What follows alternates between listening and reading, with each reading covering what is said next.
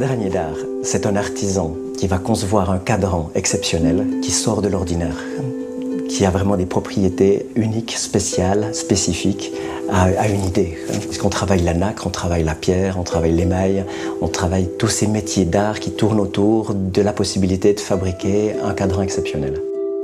Une fois que j'ai mes petites plaquettes lapidées, j'ai mis au point une petite machine où on met chaque plaquette dessus et on va créer des lignes parallèles gravées pour créer cet effet de petits carrés plaques de chocolat.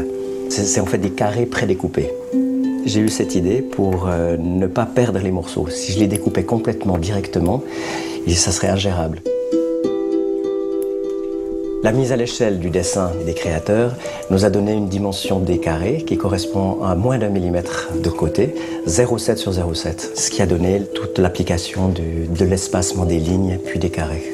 La Bruxelles, c'est vraiment l'objet typique des horlogers. Il y en a de toutes les formes, de toutes les finesses possibles. Ici, j'en emploie principalement deux modèles différents. Un modèle plus rigide pour casser les morceaux, pour tenir le morceau pour le tailler, et une Bruxelles beaucoup plus fine et délicate pour faire le positionnement sur la mosaïque. Une simple écaille avec son dégradé représente déjà environ une vingtaine de morceaux. Et les morceaux du milieu sont bien carrés, mais on est très vite dans des morceaux coupés, triangles, petits carrés tronqués, petits parallélépipèdes, très compliqués effectivement à réaliser. Le choix des pierres, c'est fait d'une manière aléatoire. L'unique critère est la beauté de la pierre. Je recherche un blanc qui soit plus opaque en ce moment. La plupart des blancs que j'ai trouvés étaient trop translucides. Et je me réjouis de faire un essai. Là, je viens de trouver un morceau de pierre de Kogolong. J'en ai coupé une petite tranche et on va la lapider. Et puis regarder ce qu'elle donne dans des épaisseurs extrêmement fines de 0,4, 0,5.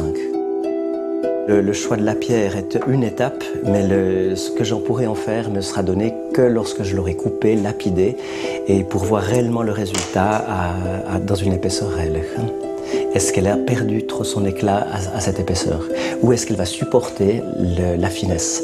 D'un carré de 0,7 sur 0,7, énormément de pierres qui étaient très belles ont cassé. Donc là, il faut retrouver des pierres plus dures, d'une densité plus grande. La rareté, elle est faite par la couleur que je vais trouver.